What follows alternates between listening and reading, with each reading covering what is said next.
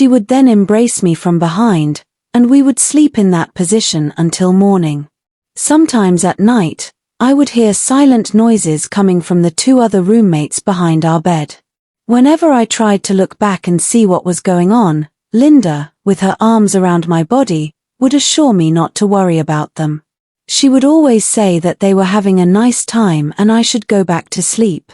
She told me she could make me feel good without any consequence.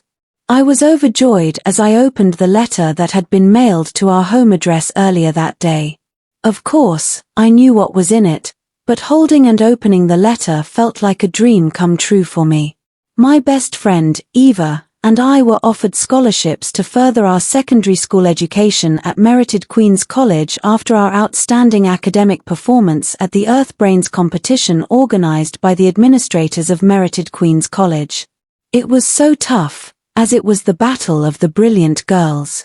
3 hours after rocking our brains, myself, my best friend Eva, and 3 other girls were chosen as winners among over 300 girls who applied for the scholarship and attended the competition. Merited Queen's College was one of the best female boarding schools situated just outside Lagos. The school prided itself on academic excellence. It had the best set of teachers, amazing building structures, and spacious learning rooms that were fully equipped. The school was mainly afforded by the rich because of their overpriced school fees. My hands trembled as I read aloud the content of the letter. Hard work really paid off, I thought as I hurried to look for my parents to share the good news with them. My parents greeted me with tears of joy dripping from their eyes. Preparation for resumption started, and I went shopping with my best friend Eva. Eva and I had been best friends since we were 2. Our parents had been friends, and we automatically clicked. She had lost her father at the age of 9 years, and we had all cried for him. He was a kind man. Her mother had been struggling ever since to cater for her and her younger brother, Prince Will. My parents were not wealthy. They were civil servants being paid peanuts, but they assisted Eva and her mother in any little way they could. This was why the scholarship was a big deal for both our families. It was as though a heavy weight had been taken off our family shoulders. Although we were low on cash, we tried to shop high class because we were attending a school filled with rich kids. We didn't want to look awkward and uncouth in their midst. Fast forward to the night before resumption. My parents prayed for me. They also gave me advice and words of encouragement. That night, I couldn't sleep. I was on cloud 9 and couldn't wait for dawn. It was an exciting adventure that I was anxious to experience. On the day of resumption, my parents asked me to carry my luggage to my father's old Volvo car. We drove to Eva's house and picked her up. Then we all drove to merited Queen's College. It was the first day of resumption, and the compound was filled with fleets of exotic and expensive-looking cars. Beautifully dressed female students alighted from various cars and walked toward their dormitory majestically while their drivers carried their luggage for them. I immediately felt ashamed of being seen with my parents in this old car. As if that wasn't enough, the engine of my dad's car refused to turn off. It started making funny noises. Then our car started jerking and releasing thick smoke into the atmosphere, causing everyone in the school compound to turn in our direction, curious to see the unfortunate occupants of the car. Eva and I stepped down from the car. Eva smiled brightly while I bowed my head in shame, wishing the ground would open up that instant and swallow me. I heard some girls giggling while others rolled their eyes. At that moment, I hated everyone and everything. We were directed to the admission office for registration and documentation. The principal briefed us on the routine in a boarding school and every other important activity we ought to know.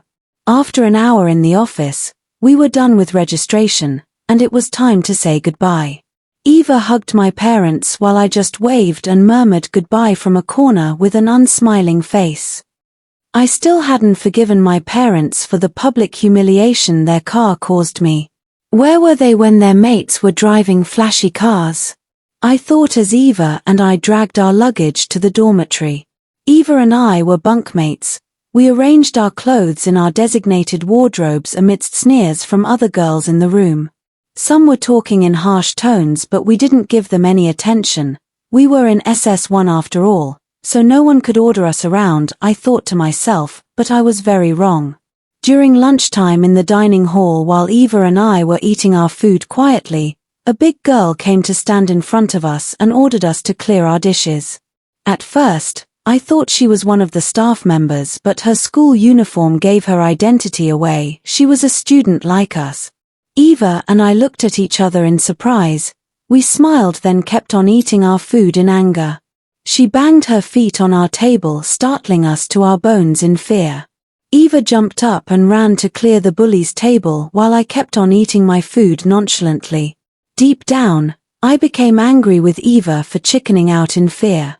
The big bully stared at me angrily and I stared right back at her.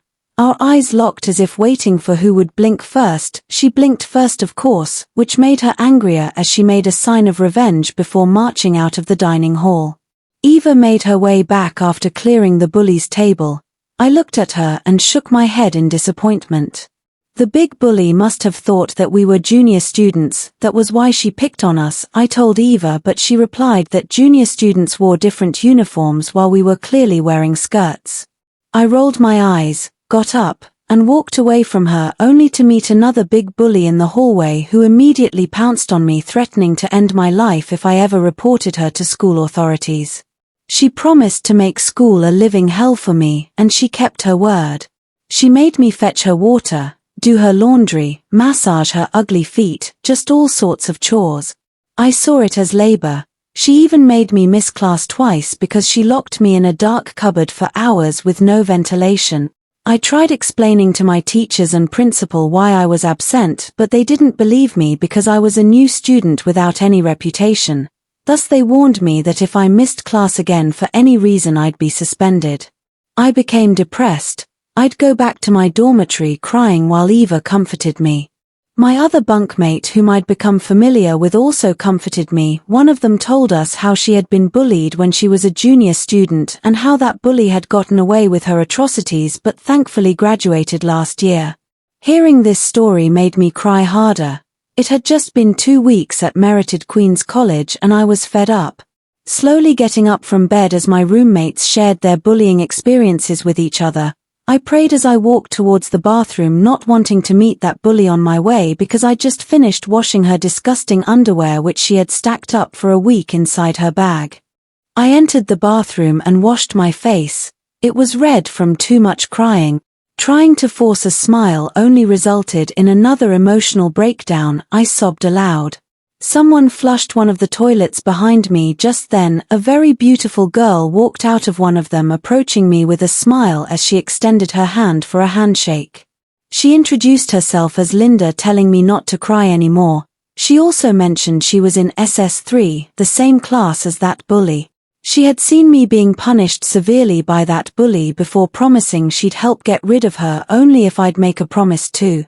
I asked Linda how she planned on getting rid of that bully. She told me that if I'd give her 3 hours then she'd have that bully rusticated and even arrested, on one condition. She wanted me to be her friend. She promised she'd give me lots of cash too, while ensuring no one bullied me anymore if I'd accept. I felt overjoyed. This seemed like a win-win situation. I'd get to be friends with this gorgeous popular queen while being free from bullying and get lots of cash too. Smiling widely now, I accepted. We shook hands. Just before leaving the bathroom, she pecked me on my cheek, smiling beautifully before walking away majestically.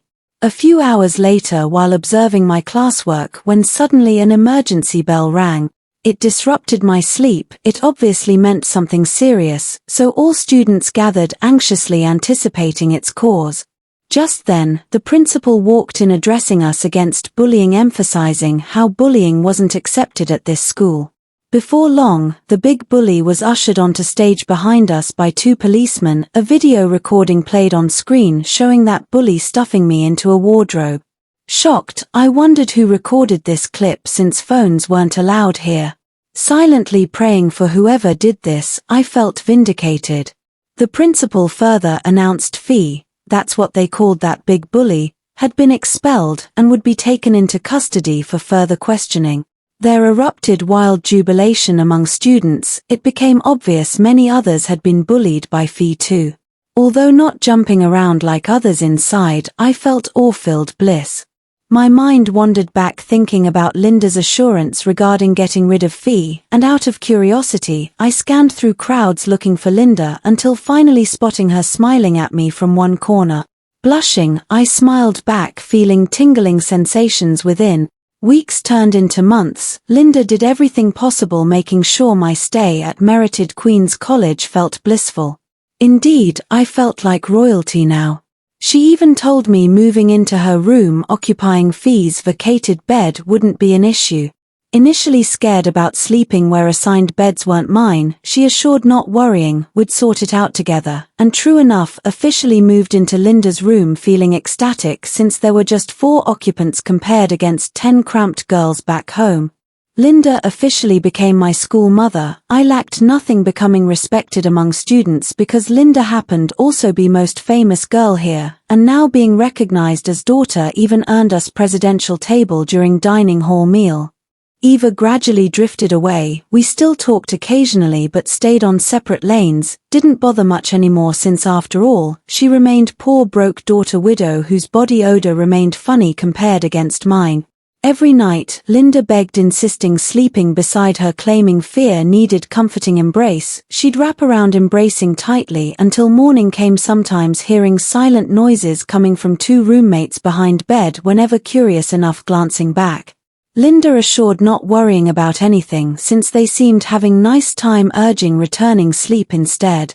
Curiosity piqued, wanting knowing what happening between girls, seeing sounds made, they seemed genuinely enjoying themselves. Naively unaware sexual activities, I asked Linda what going between those 2 girls standing near locker when suddenly kissing softly upon lips, smiling again, our lips felt soft moist, a first kiss indeed. She asked whether ever been with man. I gasped, shocked, realizing only 14 years old, raised morally well under over-religious parents, telling never ever encountered men before, feeling relieved hearing experience shared earlier regarding painful encounter faced during age 13. Linda promised making feel good without consequences, leading hand towards room where met those 2 other roommates, urging sitting bed, whispering into guests' ears, causing laughter erupting among the. Watching closely, the 2 girls began getting intimate, initially feeling irritated, disgusted, yet calming down due gentle caresses, soothing grip upon hand, making nerves settle, watching intensely intrigued, trying something new. One girl retrieved candle drawer, using partner, enjoying themselves until fire caught bed they lay upon, causing panic, erupting desperately, attempting extinguishing flames, burning half candle inserted into private area, resulting screams echoing throughout dormitory. Realizing footsteps rushing towards room, Linda whispered urgently, signaling quickly, running bed, pretending asleep, landing softly, shutting eyes just before housekeeper principal barging inside, witnessing trembling scared girls panicking, explaining candle lodged within private area. Principal didn't need further explanation, understanding what occurred, glancing toward direction, seeing both Linda pretending asleep alongside myself. The housemistress ushered guests outside, angrily stating punishment awaited both within school country, facing persecution due actions committee. Do you think narrator will join newfound adventures alongside school mother Linda? Find out part 2 series, which is coming soon. Don't forget to subscribe our channel and hit the notification bell. Thank you.